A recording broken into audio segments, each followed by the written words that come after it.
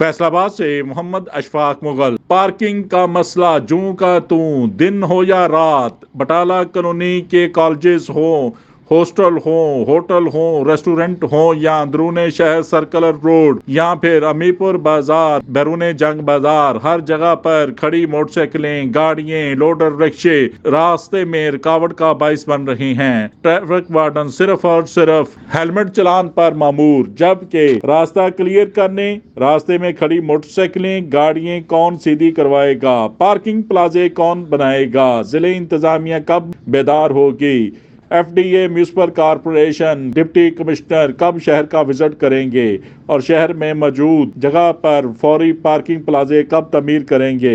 हर शहरी का यही सवाल है कि अंदरून शहर फौरी तौर पर पार्किंग प्लाजे तामीर किए जाएं, जबकि एक्साइज एंड टैक्सेशन वाले धड़ाधड़ रोजाना सैकड़ों, माहाना लाखों गाड़ियां, मोटरसाइकिल तो रजिस्टर्ड कर रहे हैं, लेकिन इनके सद्देबाब के लिए कोई इक़दाम नहीं कर रहे।